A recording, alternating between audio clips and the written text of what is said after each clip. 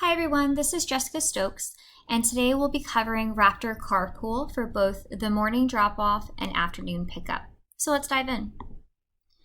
So for the carpool route, Research Triangle High School has developed this traffic plan in conjunction with the North Carolina Department of Transportation, and it's designed to help ensure the safety of RTHS students and patrons of local businesses.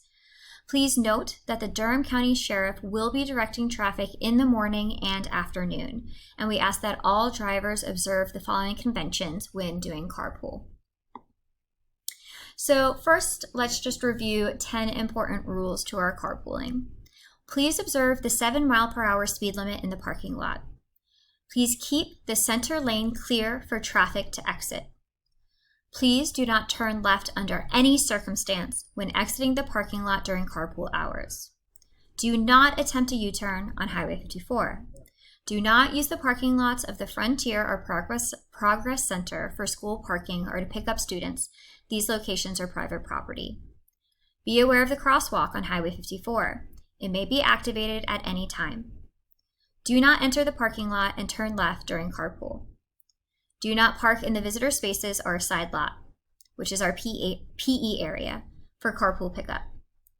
Do not stop to pick up students on Highway 54. And please be aware that students may walk anywhere on our campus at any time, and their movements are not always predictable, so please keep an eye out for our children to keep them safe. Now, let's look at what these 10 rules look like in action. So for the morning drop-off, incoming cars will be double stacked. We'll look at what that means in a minute on a map. And we want to stress drivers may not turn left to exit the parking lot onto Highway 54 during carpool. Drivers may turn right and then make a U-turn at the stoplight at a block down the street in order to head west on 54. Visitors, family members, or guardians may not park in the lot to the left of the school. This is an athletic practice area where students will be located. So let's take a look at a map to fully understand what all these rules mean. So up here is Highway 54, and I want to make a quick note. Over here on Highway 54, that's where our student crosswalk is. It does have a light that turns yellow and then red. So please keep an eye out for that because that allows our students to safely cross 54. Now, when arriving, you'll turn into our carpool lane, and you'll notice that we have traffic cones that do not permit cars to go in this direction. That's because that would create a very unsafe situation where we could have a head-on collision. Therefore, when turning in, please stay right, and cars should come in single file, staying right along this part of the carpool. Now, as you move forward, you'll find that the carpool becomes 2 lanes. We have a left lane and a right lane, and this is what we're talking about when we're saying that cars can double stack.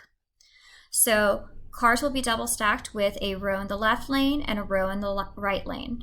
This allows for us to allow kids to more quickly exit their cars and enter the school. When you are in this double stacked lane, please keep an eye out for students. If you're in this right lane, we will have students leaving their cars in the left lane and crossing in front of you. Therefore, please make sure to check in front of you and behind you before moving forward or backwards, as there could be students crossing near your vehicle.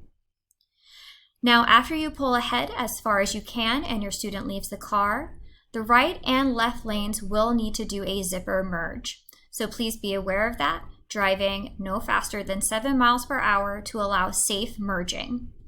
And you will become 1 lane of cars again, and you will move forward and be able to exit our carpool lane. Please note that when you are exiting, you may only take a right in order to safely have everyone exit the parking lot. Please do not attempt to turn a left. We will have a sheriff here directing traffic, and you will not be permitted to take a left because it's pretty dangerous. All right, that's how the morning works. Oh, and one more thing. This is the lot when it says there's a lot you cannot park in. This is the side lot. There will be cones blocking it. Please do not try to enter this lot. We have students very often playing basketball in this area, and we do not want any injuries. All right, so let's talk about afternoon pickup. So again, this is very similar. Cars will be double stacked. Again, drivers may not turn left to exit the parking lot onto Highway 54 during carpool. Drivers, again, may turn right and then make a U-turn at the stoplight a block down the street in order to head west on 54. If your student is not available when you pull up to the front of the carpool, a staff member, apologies for the typo, may direct you to pull into the side lot to wait for them. However, unless directed by a staff member, please do not park in this area. So let's take a look at what this means. So here's our map again. It looks very similar because it's a very similar process. Again, when picking up your student, you'll take a right in, you'll stay to the right in a single file, you'll turn around, and then we'll have a double stacked left and right lane. You'll pull all the way forward and pick up your student.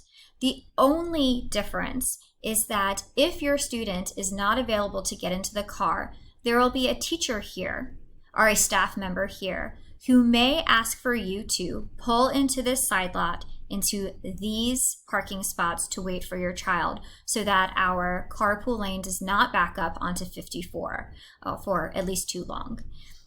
However, do not pull into this side lane unless if a staff member directs you to.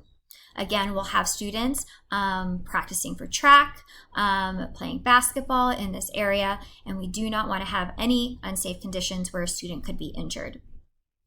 After your child enters the car, you will be able to do a zipper merge and you will exit the carpool lane. And again, during pickup carpool, you will only be able to turn right onto 54.